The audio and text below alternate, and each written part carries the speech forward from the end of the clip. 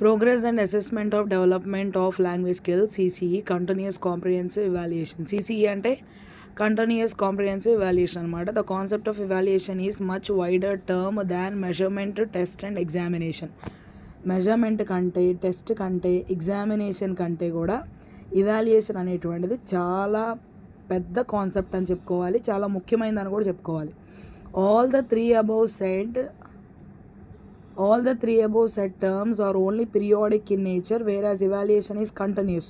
ఇవన్నీ ఏంటి, కొంతకాలం వరకే వాడబడేటువంటిది. ఒక టెస్ట్ అంటే ఒక లెసన్లో కొంత భాగం అయిపోయిన తర్వాత పెట్టేటువంటిది. ఓరల్ టెస్ట్ అవ్వచ్చు, లేదా రిటర్న్ టెస్ట్ అవ్వచ్చు. ఎగ్జామినేషన్ అనేటువంటిది కొన్ని యూనిట్స్ అయిన తర్వాత అయ్యేది. ఈ ఇవాల్యుయేషన్ అనేటువంటిది మాత్రం ఎప్పుడు జరుగుతూనే ఉంటుంది అనమాట. Let's begin with the meaning of continuous comprehensive evaluation. అసలు దీని యొక్క అర్థం ఏంటో మనం తెలుసుకుందాం. This evaluation is an integral part of teaching learning process.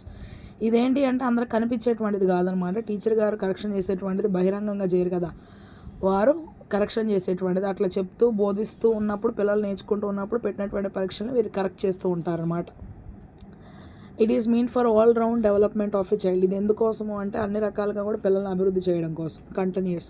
Continuous means it is always being there. అన్ని సమయాల్లో కూడా ఇది ఉంటుంది అనమాట. It is carried out throughout the whole academic session. ఇదేంటి అంటే అసలు ఈ అకాడమిక్ సెషన్ మొత్తం ఈ సంవత్సరం అంతా కూడా ఇవాల్యుయేషన్ అనేటువంటిది ఉంటుంది. యూనిట్ టెస్ట్ ఉంటుంది. యూనిట్ టెస్ట్ రాయిగానే కరెక్షన్ చేయాలి. ఓరల్ టెస్ట్ అయితే అక్కడ మరి రాంగ్ ఏంటి, కరెక్ట్ ఏంటి అనేది అబ్జర్వ్ చేయాలి. లేదా స్మాల్ డిక్టేషన్ అయినా సరే దాన్ని కరెక్షన్ చేయాలి. యూనిట్ టెస్టులు చేయాలి. హాఫ్ ఇయర్లీ, యాన్యువల్లీ ఎగ్జామ్స్ చేయాలి. సో ఇవాల్యుయేషన్ అనేటువంటిది ఎప్పుడైనా కంటిన్యూస్ ప్రాసెస్ అనమాట.